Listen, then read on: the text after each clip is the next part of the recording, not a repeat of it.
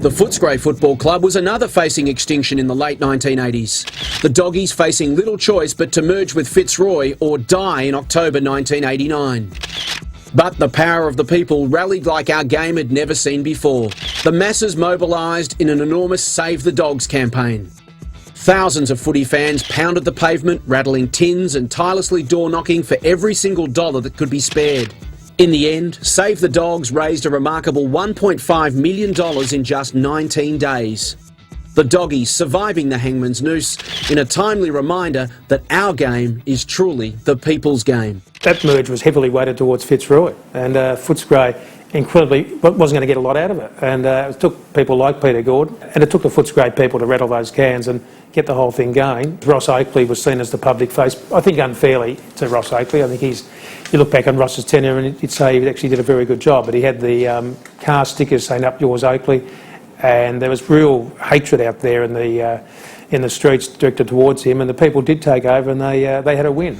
While the Bulldogs were rejuvenated by their 1989 near-death experience, the same could not be said for their proposed merger partner Fitzroy. The Lions found the going increasingly difficult through the early 90s, with dwindling revenue and spiralling debt. They didn't have a home, didn't have a training base. There wasn't the white knight that other clubs may have got, or the support base to give them that chance to survive. By late June of 1996, Fitzroy was on its last financial legs. The AFL stepped in to guarantee funds to ensure the club could see out the season, and merger discussions were well underway with North Melbourne. But North were an on-field powerhouse who would ultimately go on to win the premiership that year, and other AFL clubs were fearful of the creation of a super team should the proposed merger be passed.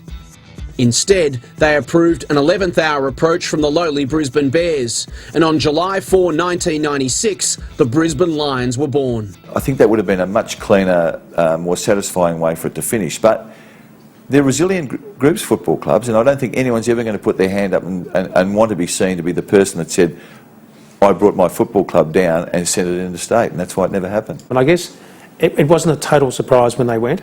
It was very sad that they went the way they did. Fitzroy's last game in Melbourne was at the MCG against Richmond in round 21, 1996. The biggest crowd the Roys had seen in more than 3.5 years. Almost 50,000 fans turned up to say goodbye.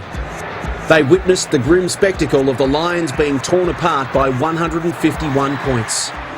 But that pain was nothing in comparison to thousands of broken Fitzroy hearts. That game against Richmond was just sad. It was terribly sad to watch that. But for those people that really cared, and I've got quite a few of my friends that are passionate Fitzroy people, and the wounds are still there. I mean, I think it was just sort of this public, they just died in public, didn't they? They went over playing Fremantle at Subiaco Oval in front of a crowd of 7,000-8,000 people. They were undeserving. That was the AFL should have made that game be played in Melbourne and give those Fitzroy people the chance to send off their club. The end of an era, the end of an age for Fitzroy. Go and talk to somebody who barracks for that football club and get them to tell you what it's like to not have your football club playing AFL anymore. The support of your own club, you can't imagine what it'd be like for that club to be shipped interstate. I guess you get something if you follow them. Better than nothing, do you? Don't you? But I feel for Fitzroy people. You feel for any club that is forced into oblivion. I know a lot of Fitzroy supporters, and some don't go to the footy anymore. Some still do, and some have adopted the Brisbane Lions. But it's not the same. It's not the same. The Brisbane Lions of the early 21st century would go on to become one of the greatest teams our game has ever known. Ironically, it was the fear of creating a super team that had led to Fitzroy and Brisbane's shotgun wedding in the first place. The Lions claimed a hat-trick of premierships from 2001 to 2003. Unthinkable glory within just 5 years of their arranged marriage.